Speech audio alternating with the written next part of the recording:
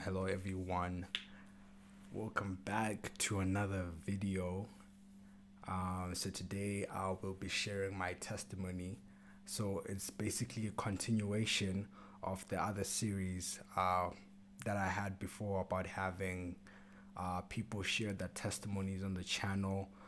Last time we had Joseph, a good friend of mine. He shared his testimony about his out of body experience that he had, and it was more of like a judgment day type of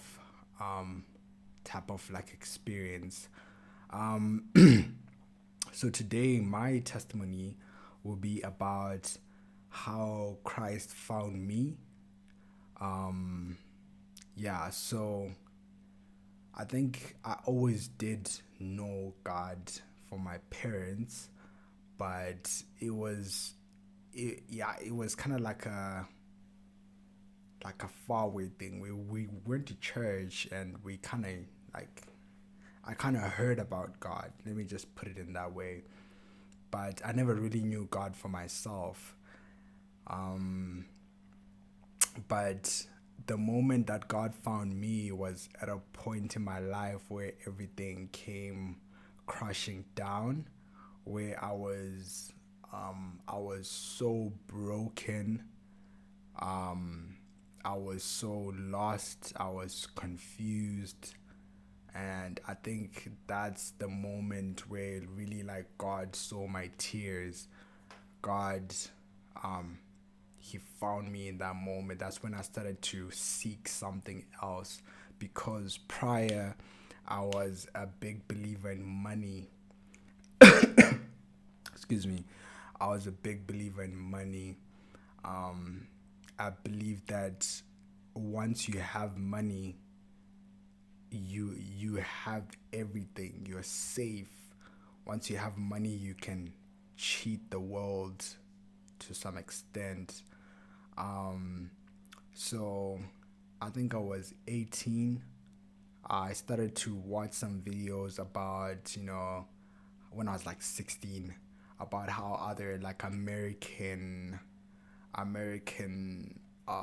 YouTubers, they are buying like, it's quite naive at this like when I'm thinking about it, but it was so real to me. I was like, some 16-year-olds was buying Nissan GTR.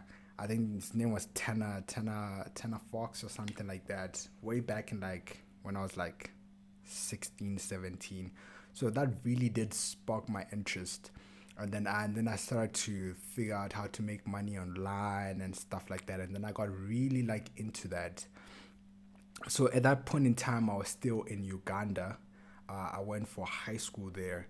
So that's when I started to learn more about making money. I started to build websites. Um, I was distancing myself from my friends because I really, really wanted to um, build this thing so I can buy my own Lamborghini. Like I felt like my mindset at that time was like, if I can just work hard enough, and mind you, I was 16, 17. I was like, if I can just work hard enough, I'll be able to cheat the system and I'll be able to make lots and lots of money and then buy. Like my biggest motivation was cars. Like I loved cars. I loved I think I even asked, like, this was like a test for my girlfriend at that time. I was like, you know, I had to ask her like, what's my favorite, what's my dream car? If she got that question wrong, like I'll get very angry. Not like very angry, but I'll get like upset genuinely. That's how much I loved cars. So yeah, like I was really into the idea of making money. I just was very like hungry for money. And so I started to build websites. I started to learn how to build these websites and how to like uh, sell the websites to different type of businesses, and so on. So I had like little success. I never had any commercial success, but I was learning how to do that, and I was learning how to build like Shopify websites. I would like stay in the library trying to figure out how to make all of that stuff work, how to set up, how to buy domains, um, to like I had no credit cards. Like people knew me as the kid that really needed a credit card from anybody. I would do anything for a credit card. I had a friend that his name is Peter. Like I would like beg him to use his credit card because I couldn't do anything. I couldn't build anything without a credit card because you have to pay for some of these services you use online. So I was really like into credit cards. Like I was like, I don't know if it's the right word, but I was feeding for money. I was feeding to build these things. So I just kept on losing money, and like over time I started to distance myself from my friends. I would sneak into to like there was like a computer in the gym room, so I was sneaking into the gym room just to like work on that project.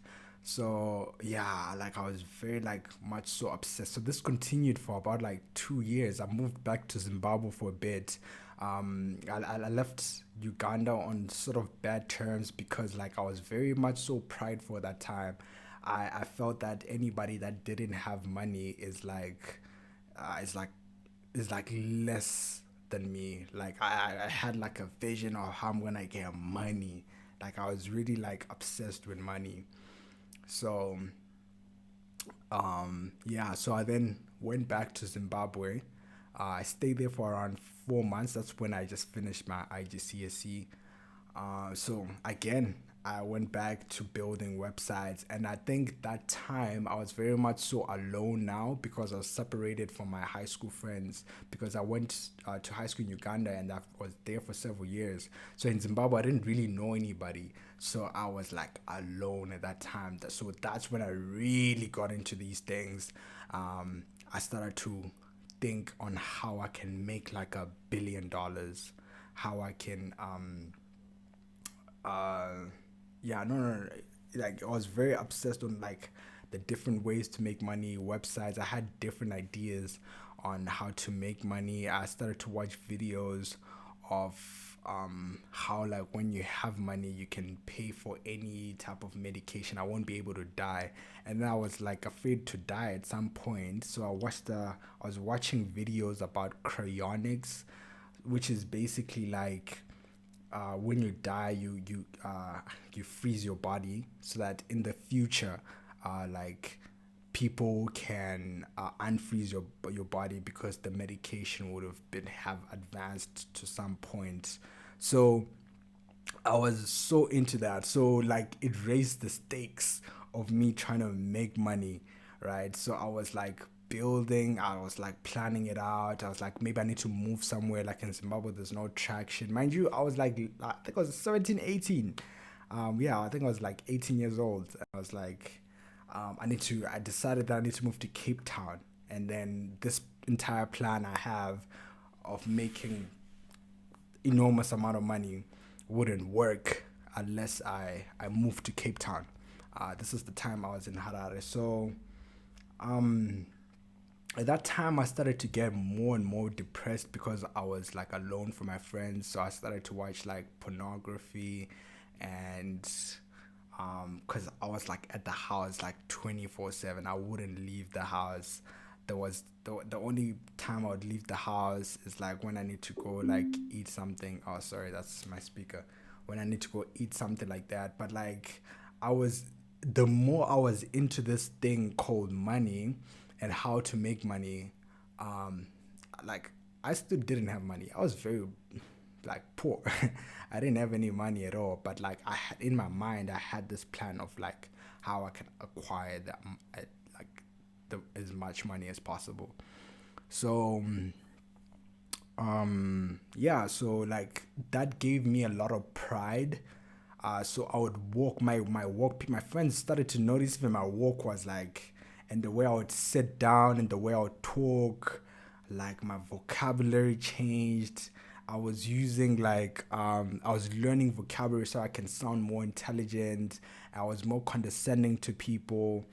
Like I thought I was far better than anybody, way even before anything was actualized. Like in my mind, I was already like a multi gazillionaire. So, like at that point, it was just so much delusion, whereby like my chin was up, my chest was up, And mind you, I'm in Zimbabwe because like not a lot of people have money there. So I'll look down on everyone, thinking that they're all stupid, they're not chasing after money. Don't you know money solves all your problems? Um, yeah, so like when like I said, I wanted to move to Cape Town, so I had decided that. So one afternoon, I think it was the end of year 2019, I decided to tell my parents. I started to tell my parents that I wanted to like drop out of school. I didn't want to proceed with school anymore. I just want to move to Cape Town. You guys are spending way too much money on school fees. Just give me the money, and I can quadruple that amount. Looking back again, I was very naive. So I was just like, you guys are very dumb. Like, give me the money. If you could just invest that amount in myself, I would be able to move to Cape Town, and I'll be a gazillionaire. I'll take care of you guys. So that was my mindset. And I did confess to them as well that I was starting to get a bit more depressed because I was very much so isolated at home, with no friends and stuff like that. Like I said, like most of my like childhood, like not most of my childhood, but like the previous years, like a long time I was in Uganda. That's where most of my friends were. And I had like distanced myself from them as well. So when I told them that, because like in my mind I thought I would just tell them, and then they'll just say, okay, no problem, here's some money, go to Cape Town and go build your company. Well, that wasn't the case. My dad, I have never seen so much disappointment and so much confusion on my dad's face. Like I told him that, you know, he's just like a worker. You're not an entrepreneur. Just give me money. I'm the entrepreneur. I know how to do this.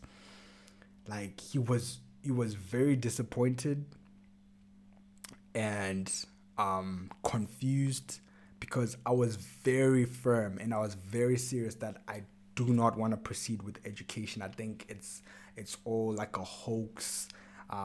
It's not gonna get you money. It's like the slowest way to get you money. So I told them that, and uh, funny enough, my grandmother was there. They called my grandmother. It was very like a serious like family meeting. I did it at night. I like gathered up the courage to tell them. I was like, nope, I'm not gonna proceed with education anymore. Like it's very silly. I will not do this. My mom started weeping. She started crying. Um, and I was like so confused. I'm like, I was gonna think you guys are gonna, congratulate me and stuff like that for being like so courageous, for being so courageous. But that was not the response I was like looking for. And like my dad was sitting like this, and like I could see his muscles on his face. Like he was confused to the last number. Like he was like he didn't understand where this was all coming from. Like my parents were like, I don't think my parents really knew what was going on in hindsight, because they like, maybe I was just in my head, but like this is something that I was like so into. And maybe they just didn't pick that up, or something like that, but I thought it was very obvious. So that time, like from the moment they said that, like basically no, um they were concerned for me. And like when I heard that from a person that was so dedicated to this idea of making money, and I thought I was trying to do good. um yeah, I thought I was trying to do good. I was very much so sad. I was very much so like broken. I remember like right after the meeting, I just ran to my room and I started crying. I started crying for like long time, probably like 20 minutes or 30. I was just weeping. I was just weeping and weeping because like it was like, to some extent, it was all crashing down, because I knew like the only thing that I need is just to go to Cape Town and all these things is gonna work out. Mind you, I was 18. So yeah, so it was quite sad, and it was quite like shattering. Like I could just like remember in that moment my heart was like in pieces. Like genuinely, like I felt like I was so hurt. I felt like all my efforts are coming to nothing, and I'm trying so hard, and nothing is coming to fruition. So I was very much so sad. Um, I didn't know what was going on. I was very much so confused. And then like a few months, like it was like right around New Year's. So at that point, they decided to send me off to continue my education. They sent me off to a boarding school.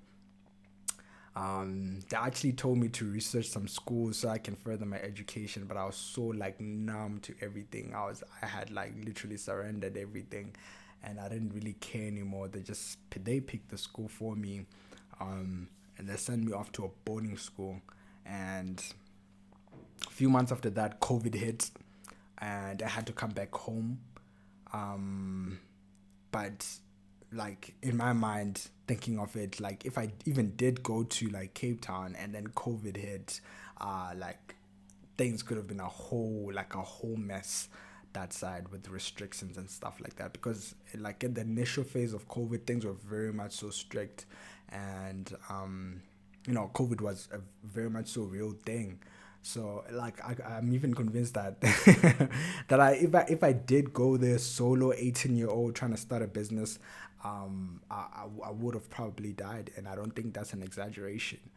um so yeah, so like I went to boarding school, so I started to become more curious about God. I started to ask much more deeper questions, because I had believed in money so much. I believed that money is the answer to every problem in this world. And then I was hit with the tough reality. I was sobered up. I was brought down to reality, and I started to read the Bible. I started to read the Bible from Genesis. I also read some book. It was quite helpful, called "The Monk Who Sold His Ferrari." I finished that book. It was about a guy who lost everything. I was relating a lot to that book, and then as I was like reading the book, I was reading that with the Bible in in like jointly. So I was reading that the Bible. I had questions, and I was really like super into the idea of self growth and self development. Excuse me.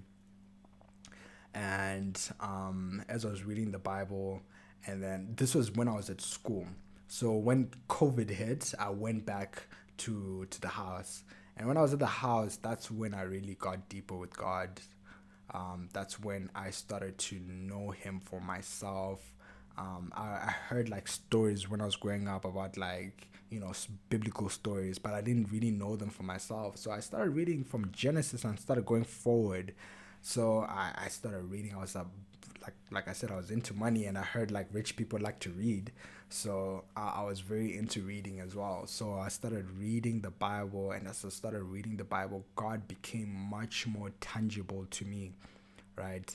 God became real, and I understood that like way before He created the world, He's the creator of everything. Because prior to that, I believed that I was very like spiritual, but I believed in the universe, because yet again I was told that billionaires or like rich people, they meditate, and they like they get into a state where it's more of like some type of meditation, astral projection type thing. um yeah, so I was like into that as well. So I was like seeing like a different side of it. I was seeing Christ, I was seeing God, the creator of the world. And as I started going deeper into that, I started to surrender more and more to God. I started to ask Him questions. I started to fast, right? I started to seek something deeper that is not money, right? Which was God. I I wanted to like I was like getting more and more interested into God, and the more I read it, the more I was type of getting healing. I think He was healing me slowly by revealing Himself to me. And then there's one time, He was, as I was reading the Bible, right? I would pray afterwards or before. And one time I prayed and I really did like surrender my heart. I was like, God, I just want to be teachable. Like, I thought I figured life out, right? I thought I understood what life was about, and it was just about getting money. Like, if you have money, you have it all. You have it all figured out. But I flipped and I was like, God, if I have you, I have it all figured out. So I wanted to know Him deeper and deeper and deeper. And I started to read the Bible. I started to, like, whenever I would pray, I would be honest with God. And when I noticed something, when I opened my heart to God, like, by that I mean like being honest with Him, right? Saying things like I would say something in a prayer and I would feel God, like I would feel God have some type of like like He loves what I just said or something like that. Or I would say something in prayer and I'll feel like He didn't like what I said, right? So our relationship was like progressing because I would now say some certain things like that that was showing humility to some extent and my ability to want to know Him more, and I feel Him getting closer to me as well.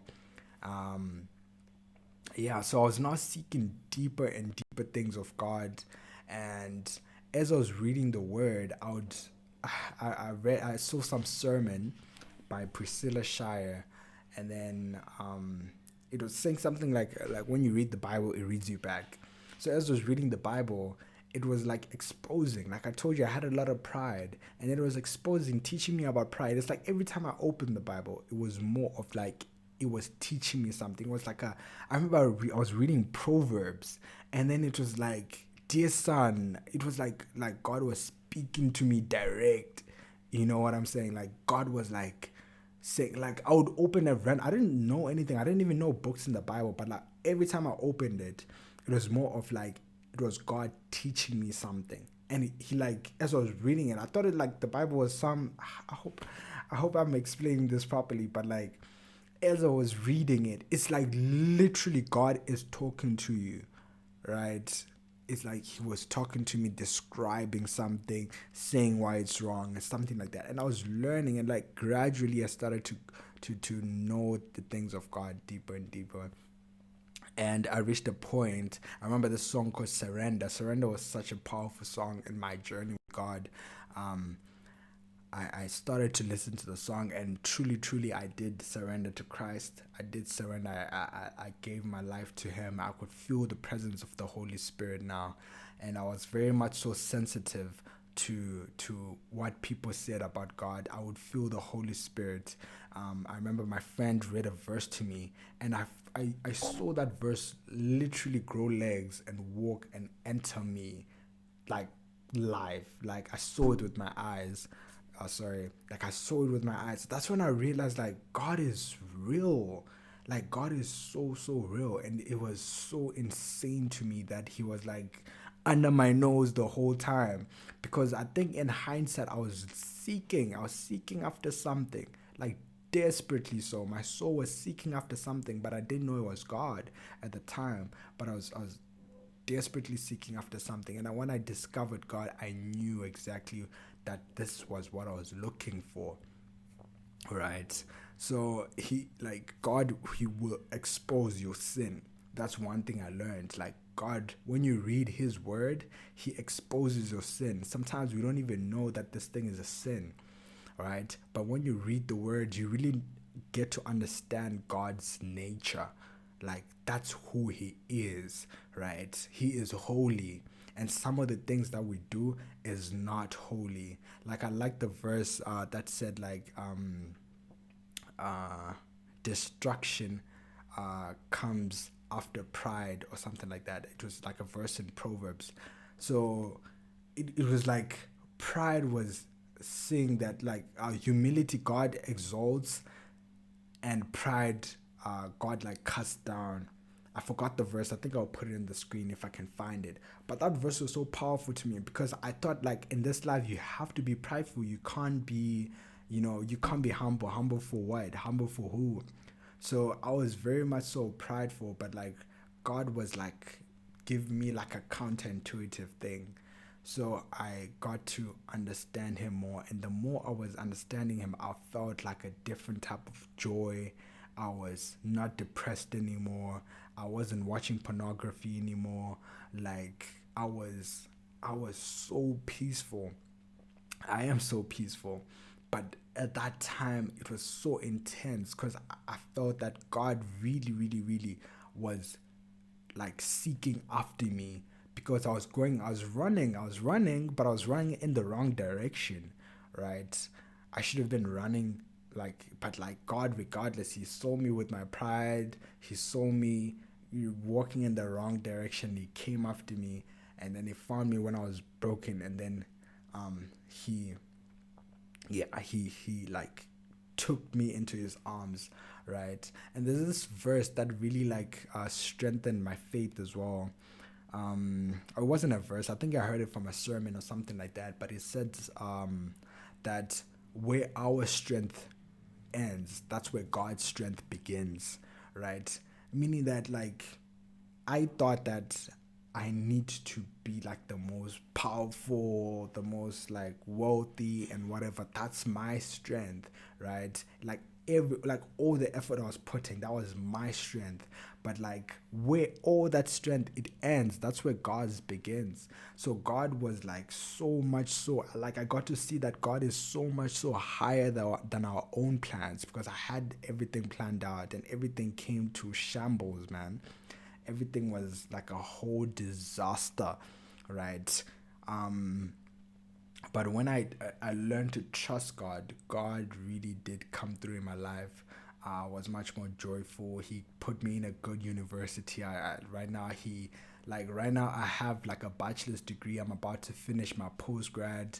I continued with education and stuff. I met some great people in university. Like I'm good, bro. Like right now I'm good. I'm in a good spot, right? And that's all to God, right? Like one thing I realized about God, God is so merciful, right?